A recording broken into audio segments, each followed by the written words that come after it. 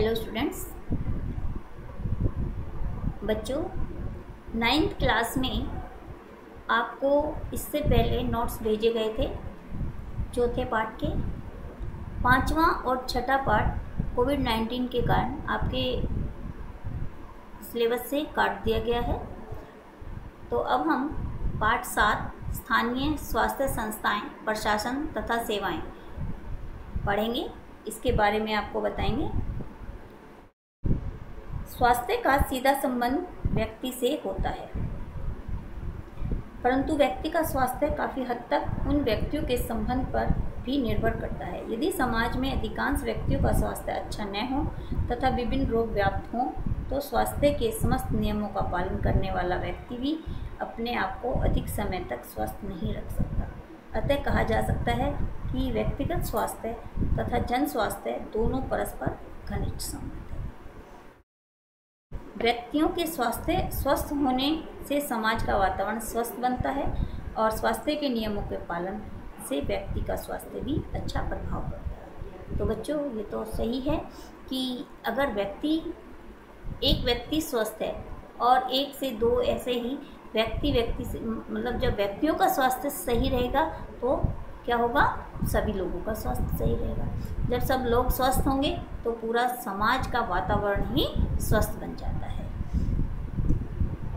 इस प्रकार प्रत्येक व्यक्ति का कर्तव्य है कि वह जहां अपने निजी स्वास्थ्य के प्रति सचेत रहे, वहीं उसे जन स्वास्थ्य का भी ध्यान रखना चाहिए। जन स्वास्थ्य को अच्छा बनाए रखने के लिए विभिन्न स्वास्थ्य संस्थाएं सदैव कार्य करती रहती हैं। अब जो है सभी लोग स्वस्थ रहें, इसके लिए कुछ संस्थाएं जो हैं, स्वास्थ्य संस्थाएं उसके लिए कार्य करती हैं और प्रत्येक व्यक्ति को भी इसके लिए ध्यान रखना चाहिए और जो है उसके लिए कदम उठाने चाहिए और ताकि सब लोग स्वस्थ रहें। सबसे पहले है बच्चों इसमें खांसने और छींकने में सावधानी। प्रत्येक व्यक्ति को किसी न किसी समय खांसना या छींकना ही पड़ता है, क्योंकि ये दोनों ही शारीरिक क्रियाएं हैं और अनैच्छिक है। चाहे किसी व्यक्ति की इच्छा हो या ना हो, अगर उसे छींक आ रही है या उसे खांसी आ रही है तो उसे खांसना या छींकना पड़ता है। परंतु जन स्वास्थ्य को ध्यान में रखते हुए ये क्रियाएं करते समय सावधानी रखनी चाहिए। जहाँ तक संभव हो अन्य व्यक्तियों से कुछ दूर हटकर खांसना चाहिए। छींक आने पर मुंह पर रुमाल रखें, तब मुंह को इधर उधर कर लें जिधर कोई व्यक्ति न बैठा हो। इस प्रकार की सावधानी का मुख्य उद्देश्य यह है कि यदि आपको कोई रोग हो तो उसके कीटाणु दूसरे व्यक्ति तक ना जाए। तो हमें मुंह पर रुमाल रख लेना चाहिए या इधर उधर मुंह कर लेना चाहिए छींकते समय, क्योंकि छींकते समय अक्सर आपने देखा होगा कि कुछ पानी की बूंदें से निकलती हैं, तो वो कुछ कीटाणु हमारे निकलते हैं जो कि दूसरे व्यक्ति तक लग सकते हैं। फिर है जहाँ तहाँ न थूकना। जन स्वास्थ्य के लिए अनिवार्य है कि जहाँ तहाँ थूकना नहीं चाहिए। यदि थूकना आवश्यक हो तो स्थान स्थान पर रखे हुए थूकदान या पीकदान में ही थूकना चाहिए। ऐसे सड़कों पर इधर उधर थूकना नहीं चाहिए, क्योंकि उससे भी जो कीटाणु होते हैं वो सारे वातावरण में फैल जाते हैं और अन्य लोग भी इससे रोगी हो सकते हैं। इन पीकदानों की सफाई एवं निष्क्रमण का समुचित व्यवस्था होनी चाहिए। इनमें डीडीटी आदि डालते रहना चाहिए। यदि व्यक्ति जहाँ तहाँ थूकते हैं तो उनका जन स्वास्थ्य पर बहुत बुरा प्रभाव पड़ता है। ऐसा करने पर एक तो वातावरण गंदा होता है और साथ ही यदि धूप से किसी प्रकार के जीवाणु होते हैं तो वो लोगों तक पहुंच जाते हैं। जीवाणु धूप में मिलकर हवा की सहायता से दूर तक पहुंच जाते हैं, जिससे रोगों के फैलने का भय रहता है। इसके अतिरिक्त थूक एवं बलगम पर मक्खियाँ भी भिनभिनाती रहती हैं। ये मक्खियाँ भी वातावरण को दूषित बनाती हैं तथा रोग के जीवाणुओं को सर्वत्र फैलने में का कार्य करती हैं। फिर है मल मूत्र त्यागने में सावधानी। जहाँ तहाँ सड़क पर, गली में मल मूत्र त्यागने से भी जन स्वास्थ्य पर बुरा प्रभाव पड़ता है। अनेक स्त्रियां अपने बच्चों को गलियों में शौच आदि के लिए बिठा देती हैं। इससे क्या होता है कि गंदगी फैलती है, उस पर मक्खियाँ भी बैठती हैं और वो मक्खियाँ जाके खाने पे बैठती हैं हमारे, तो प्रदूषित होता है खाना और व्यक्ति बीमार भी होता है। तब कुछ बड़े व्यक्ति गली के किनारे या किसी भी स्थान पर लघु शंका से निवृत्त हो लेते हैं। यह आदत बहुत ही बुरी और स्वास्थ्य के लिए घातक तथा अशोभनीय है। इस प्रकार के वातावरण से गंदगी फैलती है, मक्खी मच्छर विभिन्न रोगों के जीवाणु पनपते हैं। इससे जन स्वास्थ्य के लिए खतरा पैदा होता है और प्रत्येक व्यक्ति को चाहिए कि केवल निर्धारित स्थान पर ही मल मूत्र त्यागे और स्वच्छता का पूरा ध्यान रखें।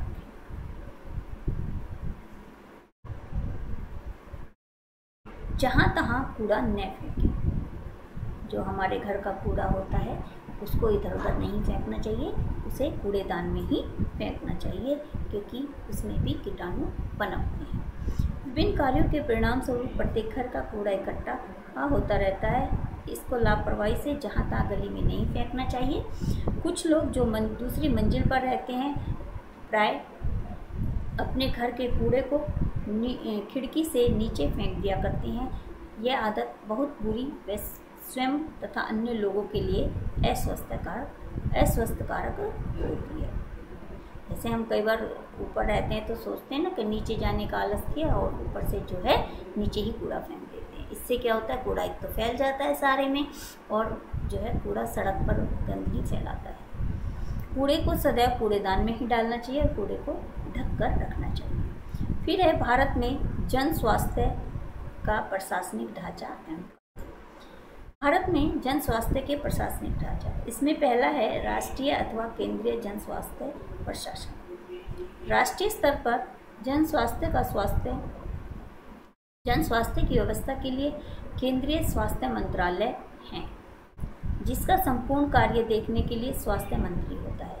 इस कार्य में स्वास्थ्य मंत्री की सहायता के लिए लोकसभा सदस्य से बनी सलाहकार समिति, केंद्रीय स्वास्थ्य परिषद तथा प्रधान मुख्य निदेशक स्वास्थ्य संस्थाएं आदि होती हैं। तो बच्चों, ये लोगों के जन स्वास्थ्य के लिए कार्य करती हैं। इसके अधीन अनेक उपनिदेशक होते हैं जो अपने अपने विभागों में कार्य देखते हैं। हमारे देश में राष्ट्रीय स्तर पर होने वाले जन स्वास्थ्य के कार्य इस प्रकार हैं। जैसे पहले हैं केंद्रीय जन स्वास्थ्य मंत्रालय के कार्य। केंद्रीय अथवा राष्ट्रीय जन स्वास्थ्य प्रशासन केंद्रीय जन स्वास्थ्य मंत्रालय के रूप में निम्नलिखित कार्य करता है। क्या? जैसे पहले है हमारा Indian council of medical research तथा अन्य संस्थाओं को विभिन्न स्वास्थ्य संबंधी अन्वेषणों के लिए प्रोत्साहन देना। प्रांतीय सरकारों के साथ आवश्यक विचार विमर्श करके चिकित्सा विभाग के विभिन्न उप विभागों को व्यवस्थित करना, औषधियों का उचित स्तर निर्धारित करना और उसे बनाए रखने में सहयोग प्रदान करना। स्वास्थ्य परीक्षण के अंतर्गत चिकित्सा विभाग में के सहायक उपभागों की शिक्षा का स्तर निर्धारित करना तथा उसे व्यवहारिक रूप प्रदान करना।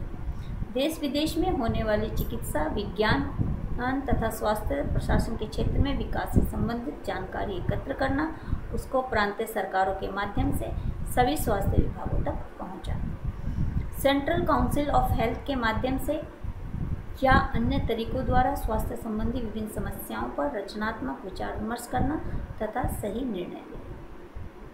स्वास्थ्य से संबंधित हर प्रकार के आंकड़ों को एकत्र करना। केंद्रीय स्वास्थ्य विभाग की स्थापना करके उसके माध्यम से केंद्र में जन स्वास्थ्य प्रशासन का उच्च स्तर बनाना। प्रांतीय सरकारों के जन स्वास्थ्य संबंधी प्रशासन को उच्च बनाए रखने में सहयोग प्रदान करना।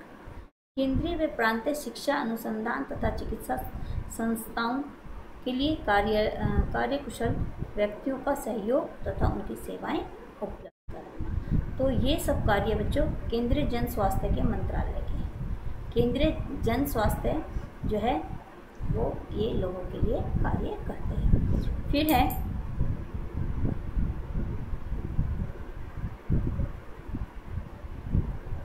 केंद्रीय स्वास्थ्य मंत्रालय के वैधानिक कार्य।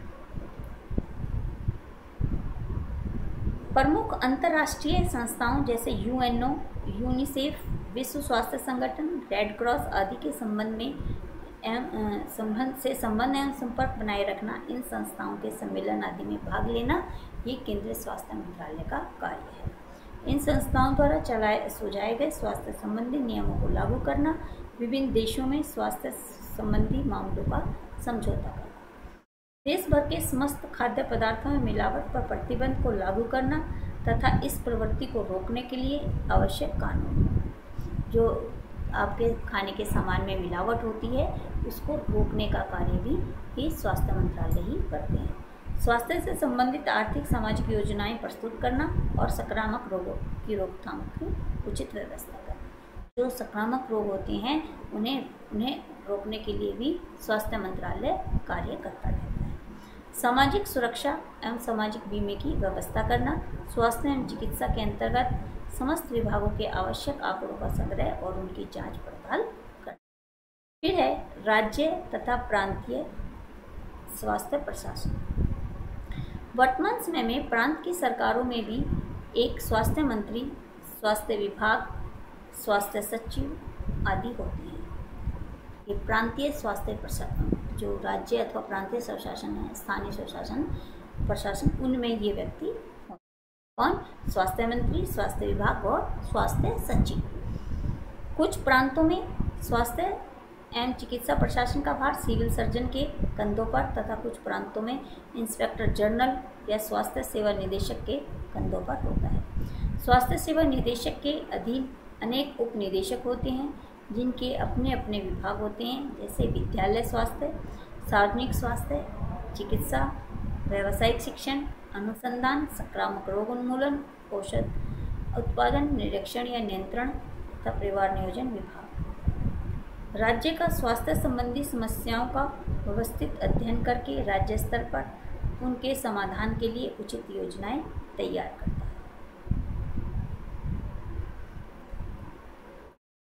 स्थानीय स्वास्थ्य कार्यक्रमों में समन्वय लाने के लिए विशेषज्ञों द्वारा समुचित निरीक्षण की व्यवस्था करना, स्वच्छता एवं संक्रामक रोग नियंत्रित संबंधी कानून और नियमों को लागू करना तथा उनका पालन करवाना, जो नियम बनाए हैं स्वास्थ्य के लिए उनका पालन करवाना। राज्य के अंतर्गत विभिन्न स्वास्थ्य विभागों तथा सरकारी आर्थिक सहायता प्रदान प्राप्त सामुदायिक संस्थाओं के लिए कार्य का न्यूनतम स्तर निर्धारित करना। बच्चों, जैसे अभी हाल में भी आप सभी बच्चे जानते ही हैं, जैसे कोविड मतलब कोरोना जैसे फैला हुआ है, तो उसके रोकथाम के लिए भी सरकार लगातार प्रयास कर रही है और उसकी बचाव के लिए भी लोगों को बार बार सावधान कर रही है। केंद्रीय प्रयोगशाला तथा यदि आवश्यक हो तो अन्य शाखाओं एवं उप शाखाओं की स्थापना करना, जिससे स्वास्थ्य एवं उसकी रचना रसायन संबंधी जांच पड़ताल हो सके। संक्रामक रोगों को निवारणार्थ आवश्यक औषधियाँ सामान्य जनता के मध्य वितरित की जा सके। जो दवाइयाँ होती हैं वो आम जनता तक पहुँचाई जाए और अनुसंधान कार्यों को जारी रखा जाए। जो खोज की जा रही है उन कार्यों को भी लगातार होता रहे। राज्य की प्रत्येक स्वास्थ्य प्रशासनिक इकाइयाँ संपूर्ण राज्य के जन्म मृत्यु संबंधी आंकड़ों को एकत्र करना भी किसका कार्य है? राज्य और प्रांतीय स्वास्थ्य प्रशासन का। जिन रोगों के फैलाव की रोकथाम की जा सकती है उनके संबंध में आवश्यक सूचनाओं को राज्य भर में प्रसारित करना। स्थानीय स्वास्थ्य पदाधिकारियों की आवश्यकतानुसार आर्थिक सहायता प्रदान करना। राज्य के समस्त जल प्रदायों का प्रबंध एवं नियंत्रण तथा जल निष्कासन की व्यवस्था करना। दुग्ध वितरण केंद्रों में स्वच्छता का अपेक्षित स्तर बनाए रखना तथा उसका समुचित प्रबंध करना। उद्योगों में अथवा उत्पादन स्थलों पर स्वच्छता एवं चिकित्सा की पर्याप्त व्यवस्था करना, जिसमें औद्योगिकरण के उत्पन्न होने वाली बीमारियों तथा खतरों की रोकथाम की जा सके। जन स्वास्थ्य विभागों में कार्य करने वाले कर्मचारियों के लिए आवश्यक योग्यता निर्धारण करना। जो व्यक्ति जन स्वास्थ्य विभाग में कार्य करते हैं उनके लिए भी एक योग्यता निश्चित करना कि इतनी एजुकेशन तक ही व्यक्ति इसमें आ सकता है। स्वास्थ्य संबंधी सेवाओं की शीघ्र उपलब्धता के लिए आवश्यक प्रबंध करना। जन स्वास्थ्य संबंधी आधारभूत और व्यवहारिक समस्याओं के समाधान के लिए आवश्यक अनुसंधानों की व्यवस्था करना। तो ये सब कार्य किसके हैं? राज्य और प्रांतीय स्वास्थ्य संस्था का। फिर है जिला स्वास्थ्य विभाग। जिला स्तर पर भी स्वास्थ्य सेवाओं का विशिष्ट संगठन होता है। जिला स्तर पर जिला प्रशासक को जिला स्वास्थ्य अधिकारी कहा जाता है। मुख्य स्वास्थ्य अधिकारी सिविल सर्जन तथा प्रत्येक चिकित्सालय का इंचार्ज मेडिकल सुपरिटेंडेंट होता है। इसके अतिरिक्त उप मुख्य चिकित्सा अधिकारी, एक मुख्य खाद्य निरीक्षक, सहायक स्वास्थ्य निरीक्षक तथा जिला स्वास्थ्य एवं सूचना अधिकारी भी स्वास्थ्य सेवाओं के लिए कार्य करते हैं। तो ये सब लोग जिला स्वास्थ्य विभाग में कार्य करते हैं। इनके कार्य हैं अपने क्षेत्र में चिकित्सा की समुचित व्यवस्था करना, अच्छे से अच्छे ढंग से परिवार नियोजन कार्य का परिचालन करना, निर्धन वर्ग के लिए मुफ्त दवा और संतुलित आहार की व्यवस्था करना। जो लोग निर्धन हैं, दवाइयाँ नहीं खरीद सकता है, और उनके लिए दवाइयाँ और संतुलित आहार की व्यवस्था करना। विभिन्न खाद्य पदार्थों में होने वाली मिलावट की रोकथाम का प्रयास करना, बाढ़, भूकंप आदि आपदाओं के समय तथा मेलों आदि के अवसर पर संक्रामक रोगों की रोकथाम के लिए समुचित प्रयास करना। यदि कोई संक्रामक रोग फैल जाए तो उसकी रोकथाम और उपचार की व्यवस्था करना, और साथ ही लोगों को सावधान करना, उनको तो उस विषय में बताना कि इससे बचाव के लिए क्या तरीके हैं। तो बच्चों, आज इतना ही। इससे आगे हम अगली वीडियो में आपको बताएंगे। धन्यवाद।